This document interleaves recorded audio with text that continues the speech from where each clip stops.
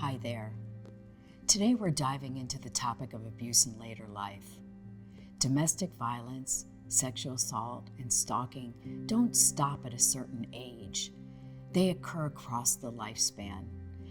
Yet, these issues are often seen as something that only happens to younger people, leaving older victims at risk of being underserved. So what is abuse in later life? Let's look at a few examples. A 56-year-old woman has been with her partner for 40 years. Over time, they've isolated her and controlled where she can go. Recently, the abuse has escalated. Now, they follow her whenever she leaves the house. A 70-year-old woman, recently divorced, started dating again. Her new partner pressures her into sexual activities she's just not comfortable with, insisting it's all about building trust. When she says no, they accuse her of not being over her ex and threaten to leave. An 83-year-old widow let her grandson move in after he lost his job, and she signed over power of attorney when he insisted it was for her protection. Now her bills are unpaid, food and medication are scarce, and he's taken out a reverse mortgage on her home. He's threatened to put her in a nursing home if she questions him. As you can see, abuse in later life has many similarities to abuse affecting younger people, in that it involves patterns of control, manipulation, and harm. However, there are some critical differences. Let's break it down. What is abuse in later life? Abuse in later life is the willful abuse, neglect, or financial exploitation of an older adult who is age 50 plus, perpetrated by someone in an ongoing, trust-based relationship with the victim, such as their spouse, their partner, or a family member, or a caregiver.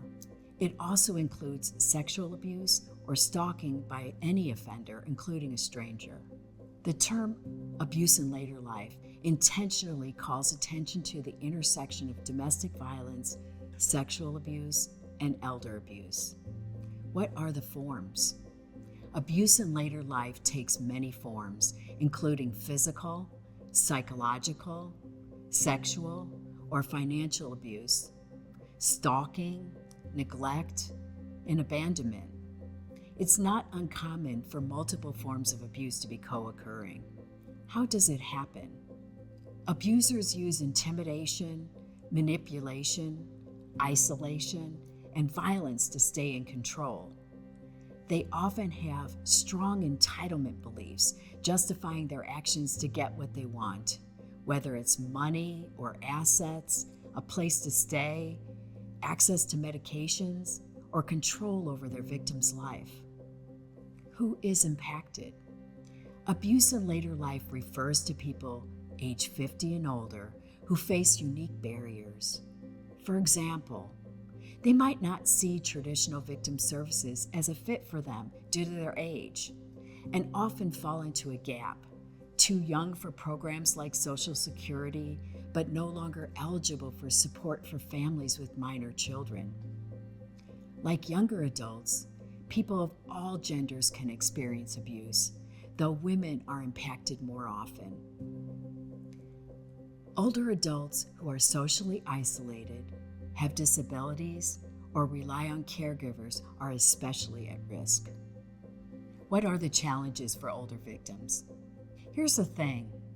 Older adults facing abuse in later life deal with unique challenges that can make seeking help harder. Personal barriers like generational and cultural values around family loyalty, fear of losing independence, health issues, and financial concerns are often exploited by abusers to isolate them and maintain control. Systemic barriers like ageism, ableism, and gaps in services also make it hard for victims to get support. Many service providers are trained to handle domestic violence or sexual assault or elder abuse, but not both, leaving abuse in later life survivors unsure where to turn and at risk of falling through the cracks. What can you do? All older adults deserve to age with safety, dignity, and care. Yet abuse in later life remains an overlooked and often misunderstood issue. Deepening your knowledge of abuse in later life and increasing awareness of its unique dynamics and the challenges faced by older survivors is a critical step to improving your ability to effectively reach and serve older survivors.